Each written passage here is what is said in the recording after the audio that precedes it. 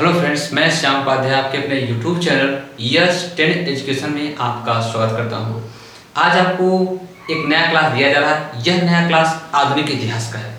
इससे पहले आपको 12th का फिजिक्स और मैथ केमिस्ट्री के क्लास दिए गए और अभी उसके सारे क्लास दिए जाएंगे, लेकिन यह क्लास जो है वो आधुनिक इतिहास का क्लास है। और इस क्लास में हम आधुनिक इतिहास के प्रारंभिक दौर से बात नहीं करेंगे, पर्टिकुलर किसी एक विशेष क्रांतिकारी व्यक्ति के बारे में आज का यह क्लास है। वह क्रांतिकारी जो है आपके सामने आपको स्क्रीन पे दिख गया होगा, रासबिहारी बोस। रासबिहारी बोस, अब कहोगे आप पहला क्लास इन्हीं के बारे में क्यों लेकर आए हैं?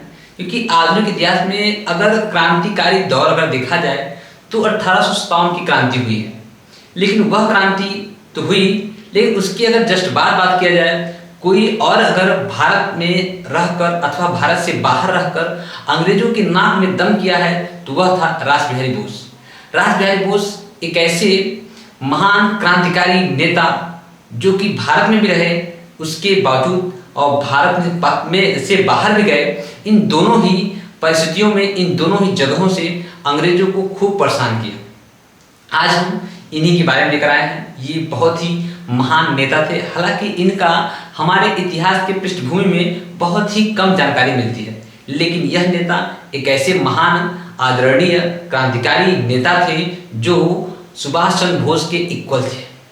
चलिए आज हम इन्हीं के बारे में पूरा क्लास देंगे और इनकी कहानियां, इनके जो है अद्भुत आश्चर्यचकित कर देने वाली वाक्य क्या हैं जो कि जो है लोगों को अब इनकी ओर आकर्षित करती हैं।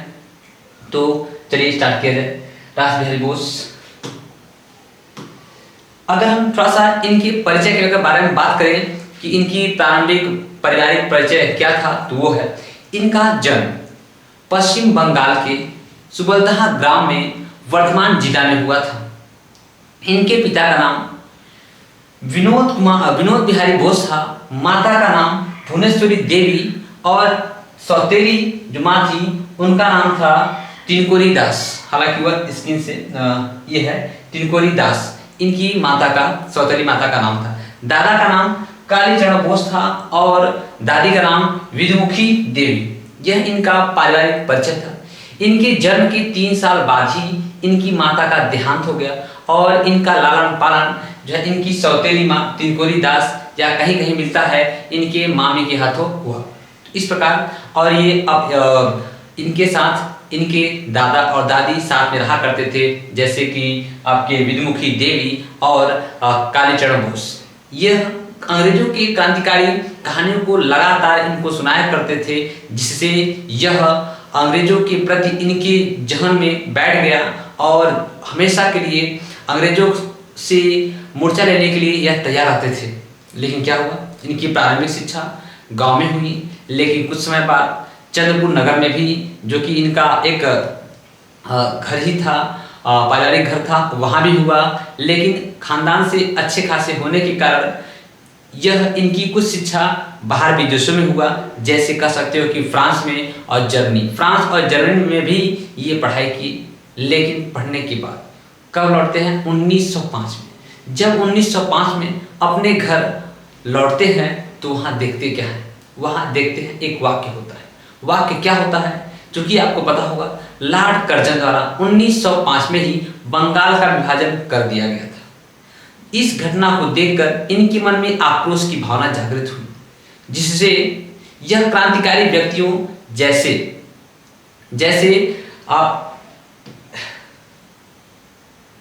जैसे अरविंदो घोष और जतेंद्र बनर्जी जैसे पर्सनालिटी क्रांतिकारी व्यक्तियों से जुड़े।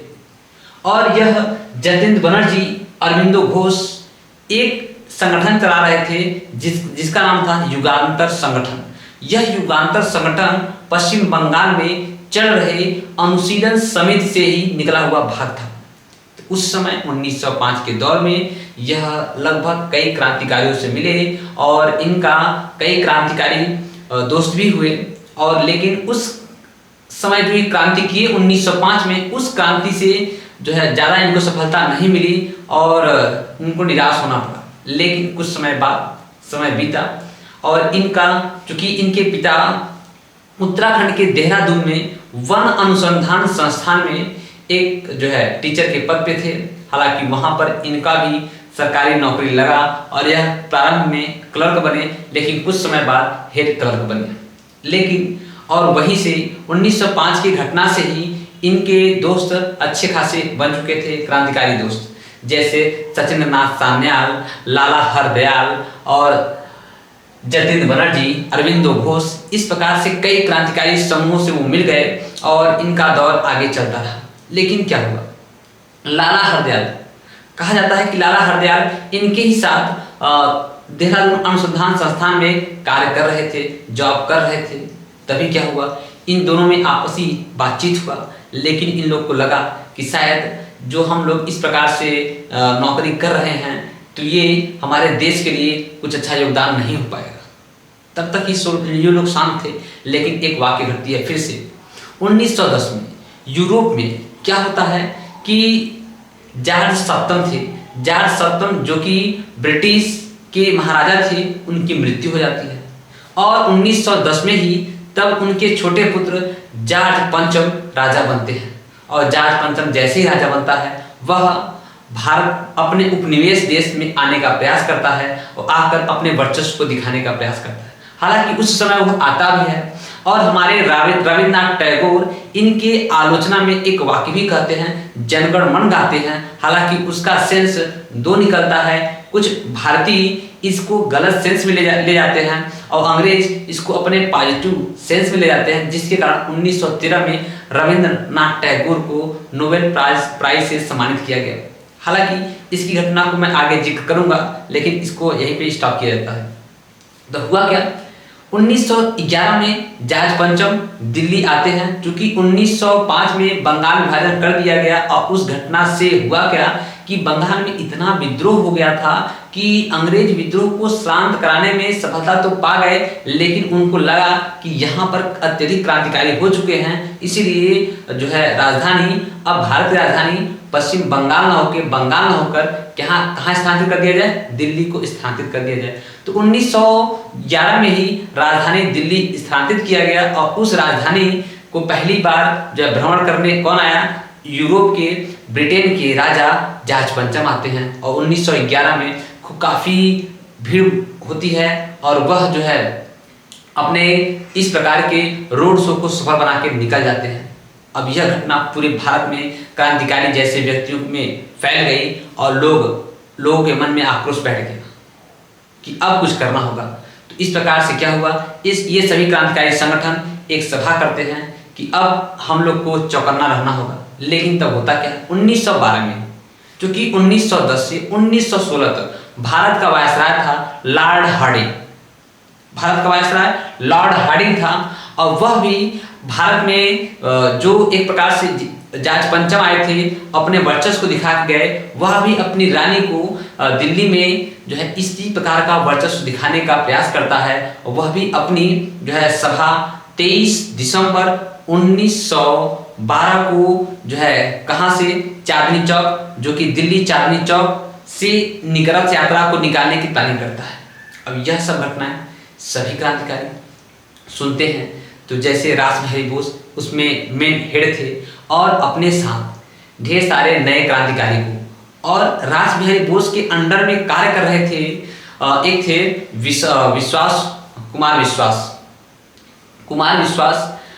बसंत कुमार विश्वास उनका पूरा नाम था, वह कार्य कर रहे थे और उनको भी वो मोहरा बनाते हैं। और इसी प्रकार से कई क्रांतिकारी, जैसे मैं आपको नाम बता दूं, बाल मुकुंद गुप्त, बसंत कुमार विश्वास, मास्टर अमीरचंद, अवध बिहारी, हनुमंत सहाय, दीनानाथ, इस प्रकार कई क्रांतिकारी उस जो है गुट में शामिल होते हैं, रासबिहारी बोस के गुट में शामिल होते हैं। और लोग प्लानिंग करते हैं कि जब लॉर्ड हार्डिंग अपनी जो है यात्रा निकालेगा, उस पर क्या किया जाएगा, बम फेंककर उसकी हत्या किया जाए, ताकि अंग्रेज को ये लगे कि भारत भी एक प्रकार से क्या है, जागरूक देश है और यहाँ पर किसी प्रकार का किसी की मनमानी नहीं चल सकती। लेकिन होता क्या है, 1912 में 23 दिसंबर 1912 का मैटर था।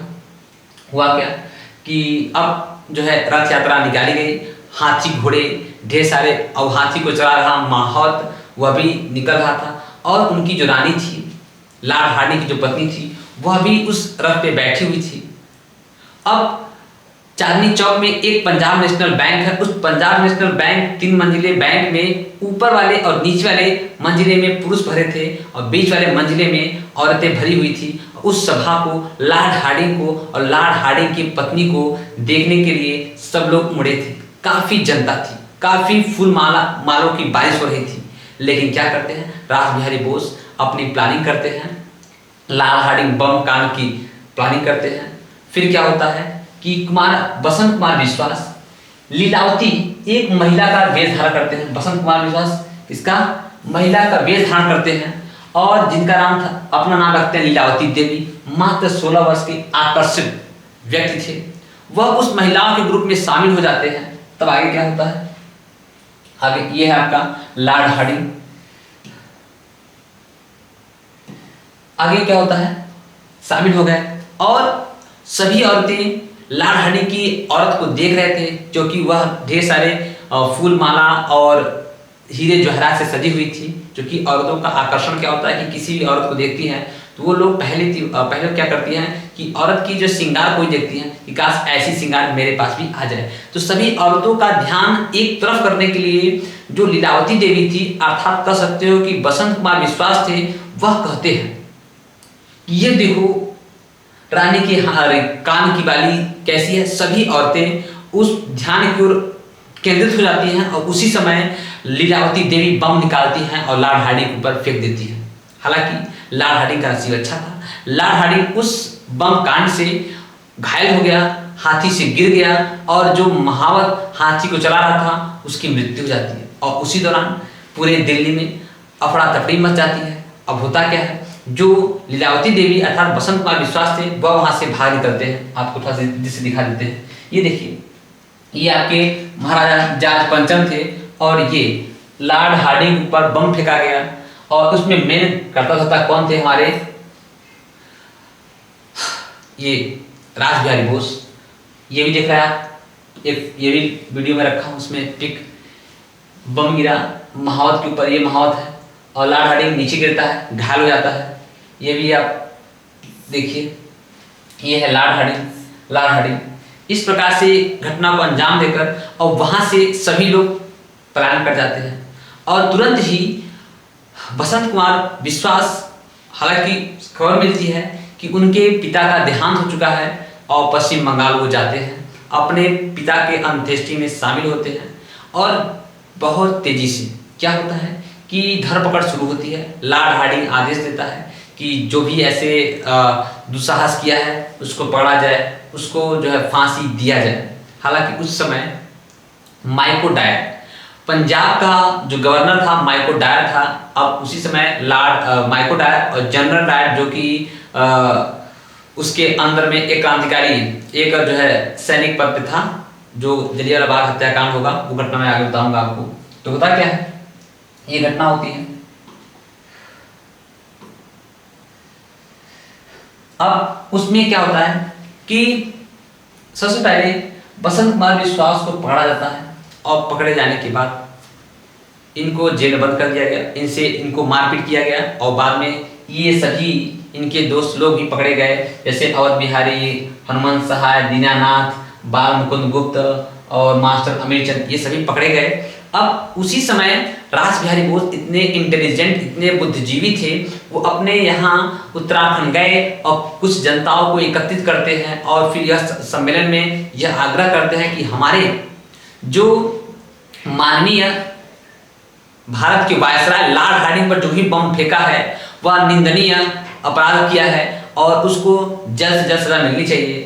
और ऐसा यह इसलिए करते हैं ताकि अंग्रेजों का ध्यान उनके ऊपर न जाए। हालांकि ऐसा ही होता है, उस समय इस कांड से वो बच जाते हैं, लेकिन ये सभी पकड़े जाते हैं और पकड़े जाने के बाद इनको फांसी की सजा सुनाई जाती है। लेकिन उससे पहले जो है बसंत कुमार विश्वास एक और कांड किए हुए थे। 17 मई 1913 को, ये डेट याद रखना होगा, 17 मई 1913 को लाहौर में कुछ अंग्रेजों के ऊपर एक बार जो है बसंत कुमार विश्वास फिर बम फेंके। हालांकि वह बम में भी कोई अंग्रेज घायल नहीं होता और एक पुलिस अधिकारी ही मर जाता है। इसीलिए इस लाहौर में भी इन्होंने षड्यंत्र किया था, बसंत कुमार विश्वास ने बम फेंका था और दिल्ली में भी बम फेंका था। इसलिए इन दोनों समूह को बोला गया दिल्ली लाहौर षड्यंत्र, इसीलिए इसका नाम दिल्ली लाहौर षड्यंत्र पड़ा है। इसके बाद क्या होता है कि बसंत कुमार विश्वास को पकड़ा गया, इन सभी को पकड़ा गया।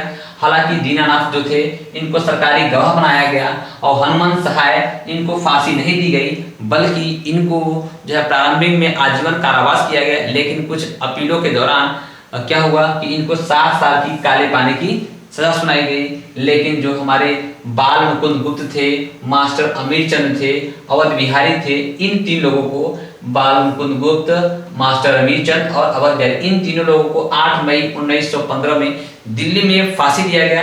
जिस जगह दिल्ली में फांसी इनको दिया गया है उस जगह को कहा जाता है खूनी जेल, खूनी स्थान कहा जाता है। और फिर उनके 3 दिन बाद 11 मई को पंजाब के जालंधर में किनको फांसी दिया गया? बसंत कुमार विश्वास को। बसंत कुमार विश्वास को 11 मई 1915 को जालंधर में फांसी दिया गया। अब आगे क्या होता है उसको देखा जाए। आगे क्या हुआ? इस प्रकार से जब ये घटना को अंजाम दे दिया गया, फिर सितंबर 1914 का दौर चल रहा था। प्रथम विश्व युद्ध प्रारंभ हो चुका था। अब चूंकि अंग्रेज क्या कर रहे थे, भारतीय नवयुवकों को अपने सैनिक में शामिल कर रहे थे और इसी का फायदा उठाते हैं 2 व्यक्ति।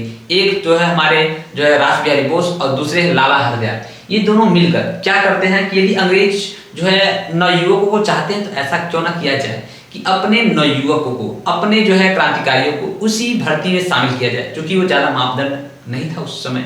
ये लोग मिलकर साजिश करते हैं और अपने सैनिकों, अपने लोगों को उस भर्ती में शामिल करते हैं। उनकी प्लानिंग यह थी कि इनमें अंग्रेजों के गुट में शामिल कर दिया जाएगा जब, तो एक दिन आदेश दिया जाएगा और उसी दिन आदेश के बाद जो अंदर से ये लोग क्रांति का गदर कर देंगे और बाहर से हम लोग गदर कर देंगे। इस प्रकार से 21 फरवरी 1915 को भारत को आजाद कर लिया जाएगा। इन लोग की यह प्लानिंग थी।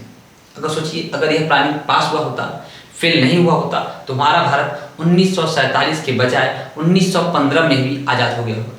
लेकिन हुआ क्या? कुछ गड़बड़ियां हुई जिसके कारण नहीं हो पाया। तो पहले ये कैसे प्लानिंग किया गया था? रास बिहारी बोस प्लानिंग करते हैं। उस प्लानिंग में क्या किए थे?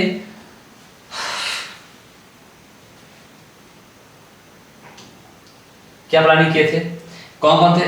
सचिंद्र नाथ सान्याल भी उस प्लानिंग में शामिल थे। हालांकि लाला हरदयाल पहले गदर आंदोलन चलाते हैं, उसी गदर करना था इन सभी को मिलकर, इसीलिए 21 फरवरी 1915 को डेट रखा गया। और उसमें क्या किया गया? सूफी आमदा प्रसाद, अजीत सिंह, महेंद्र प्रताप के साथ क्या करना था? किनको? रास बिहारी बोस को काबुल से अपने दस्तर की ओर रवाना होना था। किसके साथ? सूफी आमदा प्रसाद, अजीत सिंह और महेंद्र प्रताप, इन लोगों के साथ दस्ते के साथ जो है काबुल की ओर रवाना होना था। प्लानिंग इनकी थी। और अंदर से यह प्लानिंग किया गया था कि ये 2 व्यक्ति क्रांतिकारी कतार सिंह और पिंगले, ये दोनों को अंदर से क्रांति करना था। डेट क्या रखा गया था? 21 फरवरी 1915 को। लेकिन होता क्या है, कुछ हमारे यहाँ के गद्दार, जैसे कह सकते हो कि जो है एक थे गद्दार जिनका नाम था कृपाल सिंह और दूसरे नवाब का, ये खासकर इनका नाम आता है। हालांकि कई गद्दार थे। वे लोग अंग्रेजों को बताते हैं। अंग्रेज इन सब की जानकारी को सुनकर जो आश्चर्यचकित होते हैं, इसीलिए वो लोग क्या करते हैं, अपनी डेट को मतलब कि बदल देते हैं। और यही जानकारी मिलती है किनको? रास बिहारी बोस को भी जानकारी मिलती है कि शायद अंग्रेजों को यह खबर लग चुकी है। लेकिन तब वो लोग 21 फरवरी की बजाय 19 फरवरी 1915 को डेट रखे। हालांकि अंग्रेज इसमें क्या करते हैं, वो अपने डेट को और पहले ही अंजाम दे देते हैं। एक माइको डायल लिखता है, जो कि पंजाब का गवर्नर था। माइको डायल लिखता है कि यह घटना हमको पता चल गया था कि जो है क्रांतिकारी लोग हमारे छावनी में, हमारे पूरे जो है जहां जहां हम लोग का कब्जा है, उन सभी जगह विद्रोह करने वाले हैं। हमारे खुद केबिन में 12 ऐसे क्रांतिकारी थे जो जिनको क्रांति करना था, लेकिन मैं उनको पकड़ा नहीं, उनको रखे रहा और अंततः उनके डेट से पहले इन सभी को पकड़कर और फांसी दे दिया गया। इस प्रकार से पकड़े गए हमारे भारत के लगभग 100 लोगों को फांसी दिया गया और 300 लोगों को जो है काले पानी की सजा दी गई, क्योंकि यह हमारे देश के गद्दारों के कारण ऐसा हो पाया। और इसमें 2 व्यक्ति और थे, मणिराम और विनायक राव कापड़े, ये दो व्यक्ति को भी पकड़ा गया, क्योंकि ये दो व्यक्ति अंग्रेज लिखते हैं कि ये दो व्यक्ति कलकत्ता से बहुत ढेर मात्रा में जो है जखीरा लाए थे अपने साथ, मतलब हथियार लाए थे, कहाँ, लाहौर में क्रांति करने के लिए, लेकिन ये लोग को भी पकड़ा गया और इन लोग को भी फांसी दिया गया। इस प्रकार यह पूरी घटना के बारे में पता चलती है किसको, अंग्रेजों को, कि यह इसके मेहनत करता कौन है, लाला हरदयाल है और जो है रासबिहारी बोस। इस प्रकार से धरपकड़ शुरू होती है, लेकिन अंग्रेज इनको पकड़ने में असमर्थ रहते हैं। लाला हरदयाल भाग जाते हैं यूएस से, अर्थात अमेरिका, और वहां से अपनी गदर को जारी रखते हैं। और सचिंद्रनाथ सान्याल भी जो है पकड़े नहीं जाते हैं, और रासबिहारी बोस। अब रासबिहारी बोस की घटना क्या होती है, अब देखिए।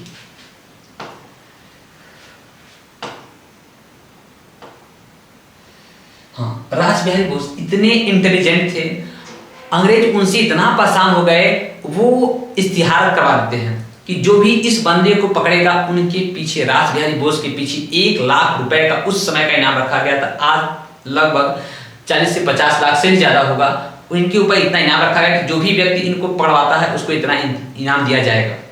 और उनके बारे में हुलिया काफी जाहिर करता है कि यह रासबिहारी बोस काफी हिष्ट-पुष्ट, लंबा चौड़ा है, कदकाठी से, और मूछे मुड़ाए रहता है, उसके हाथ के बीच की अंगुली कटी हुई है। यह अखबार में इतिहास होती है। और उसका जो है मुल्तान, पंजाब और कहाँ मुल्तान, पंजाब, अम्बाला, शिमला, अमृतसर, गुरुदासपुर, फतेहपुर, झेलम, लाहौर, यहाँ आना जाना लगा रहता है। वो आता जाता रहता है और कई भाषा जैसे में बात भी कर सकता है वो, और वेश बदल कर वो रहता है। ये सब इतिहास निकलवाया गया अंग्रेजों के बारे में, अब आ गया रासबिहारी बोस के बारे में। लेकिन फिर भी वो पकड़ने में असमर्थ है, क्योंकि एक बार की घटना है, जब वह अपने काम को अंजाम देकर जा रहे थे, एक पुलिस अधिकारी था, दरोगा था, वह उनके सामने ही बैठा, लेकिन रासबिहारी बोस पूरे रास्ते उसके सामने ही अखबार पढ़ते हुए निकल गए, लेकिन वह जो पुलिस अधिकारी उनको पकड़ नहीं पाया। एक बार की घटना और है, मतलब वह हुलिया बदलने में माहिर थे, अंग्रेजों को इतनी बार चकमा दिए, लेकिन अंग्रेज के हाथ वो कभी नहीं लगे।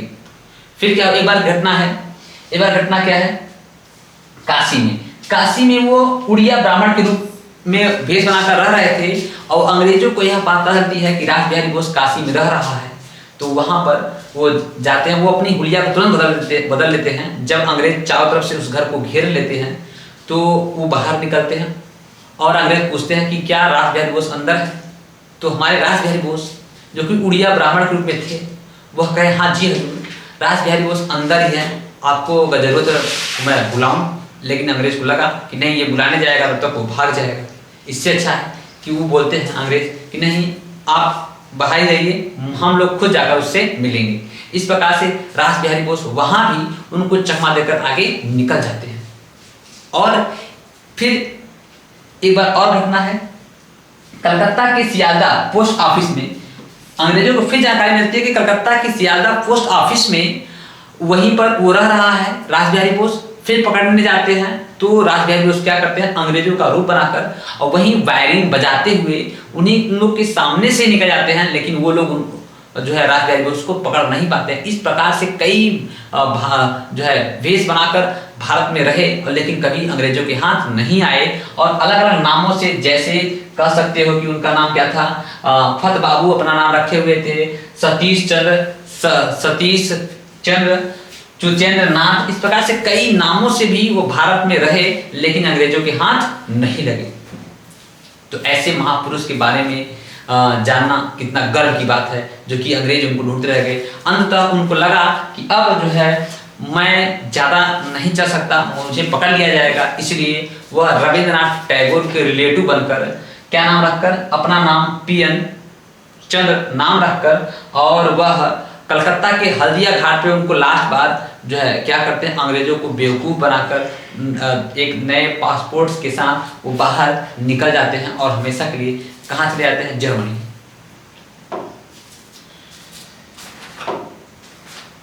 पीएन टैगोर के नाम से वो कहाँ चले गए, उनको लास्ट बार कहाँ देखा गया था, भारत से जब जा रहे थे। तो और डेट क्या था, 12 मई 1915 को उनको लास्ट बार कलकत्ता के हल्दिया पोस्ट पोर्ट पर देखा गया था। फिर वो कहाँ निकल लिए, वो निकल लेते हैं आपके जापान। वहाँ जापान जाते हैं और जापान में एक लौह पुरुष थे तोयोमा लौह पुरुष थे, क्योंकि अंग्रेजों को पता चलता है कि रासबिहारी बोस वही है जो कि दिल्ली लाहौर षड्यंत्र में मेन करता था। इसीलिए अंग्रेज वहाँ भी उनको ढूंढने का प्रयास करते हैं और वहाँ से कई जगह अपना स्थान बदलते हैं। तो अंत में जाते हैं एक लौह पुरुष तोयोमा थे, उन तोयोमा से मुलाकात करते हैं और बताते हैं ये सारी घटनाएं। तो तोयोमा उनको शरण देते हैं और जो भी अंग्रेजों के दूत थे उनको वहां से बाहर निकलवा देते हैं। इस प्रकार से रासबिहारी बोस वहां रहने लगे और तोयोमा उनको एक जगह जो है सोमा परिवार में, जो कि उनका एक होटल था, उस होटल में उनको रखवा देते हैं और होटल में वह कार्य करने लगे। 1-2 साल के बाद हुआ क्या, जो है तोयोमा आते हैं और सोमा परिवार से कहते हैं कि उनको सोमा परिवार में एक लड़की थी जिनका नाम था तोशिको बोस इनका नाम था। हालांकि उस सोमा परिवार में आइजो सोमा और कौन थे, कोको सोमा, ये दोनों पति पत्नी थे। इन्हीं की लड़की थी जो है तोशिको बोस, और यह इन्हीं दोनों के यहाँ जो है कार्य कर रहे थे, होटल में करी बना रहे थे। और हालांकि वहाँ पे आज भी एक फेमस चीज है इंडियन करी, जिसकी खोज किसने किया था, हमारे रासबिहारी बोस ने इंडियन करी की खोज। उसमें इंडियन और जापानी मिक्स करके एक नई डिश का प्रयोग किया जिसको बोला जाता है इंडियन करी। वो आज भी भारत के लिए फेमस है और जापान में मिलता है इंडियन करी, सुभाष चंद्र बोस उनके रासबिहारी बोस के नाम से मिलता है। इसलिए इनको जापान का दामाद भी कहा गया है रासबिहारी बोस को। तो उनके 2 बच्चे भी थे, एक तेत्सु एक हिंचू, ये 2 बच्चे थे। हालांकि ये पुत्री थी और एक पुत्र था। ये जो पुत्र था वह द्वितीय विश्व युद्ध में मारा गया और पुत्री काफी समय तक जिंदा रहे, लगभग 2000 तक वो थी और 2000 में इनकी भी देहांत हो चुका है। ये घटनाएं थी। तो तोयोमा सोमा परिवार से कहते हैं कि तुम्हारी एक पुत्री है और रासबिहारी बोस जो कि आपके यहाँ काम कर रहा है, बहुत ही अच्छे पर्सनालिटी का व्यक्ति है, उनसे अपनी पुत्री का शादी अगर कराना चाहो तो करा सकते हो। तो सोमा परिवार अपने पुत्री से पूछते हैं। हालांकि उनकी पुत्री रासबिहारी बोस से प्रभावित हुई और उनसे शादी करने के लिए तैयार हो गई। उनकी शादी होती है। हालांकि 1916 में इनकी शादी होती है, लेकिन इनका दाम्पत्य जीवन काफी समय तक नहीं चला। 1923 में ही इनकी पत्नी तोशिको बोस की मृत्यु हो जाती है। हालांकि 1923 में ही इनको जापानी नागरिकता मिल जाता है। तो रासबिहारी बोस को जापानी नागरिकता कब मिलता है, 1923 में। ये घटना थी। अब यह इसके बाद भी अपनी जो है क्रांतिकारी आंदोलन को जारी रखे और हर साल वार्षिक सम्मेलन मनाते थे। जो जापान में जो भी भारतीय रह रहे थे उनको जागरूक कर रहे थे। 1857 में जो क्रांति हुआ था उसका हर साल वार्षिक संगठन मनाते थे ताकि लोग जागरूक हों, हमारे भारत की ओर बढ़ें और भारत को आज़ाद कराने में मदद करें। ये भी हमारे रासबिहारी बोस कर रहे थे और इसी प्रकार इनका लगातार क्रांति जारी रहा और 1900 आगे चलकर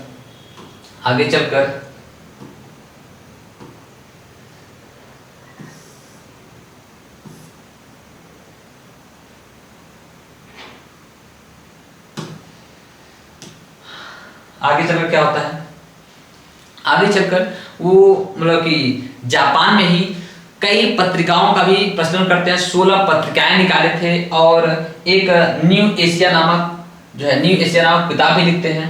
और साथ में ही इसका बता चुके हैं आपको, इंडियन करी की खोज भी किए थे।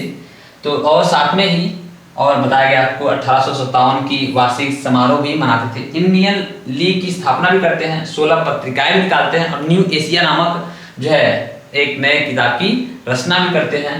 और क्या होता है, अंततः उनको ये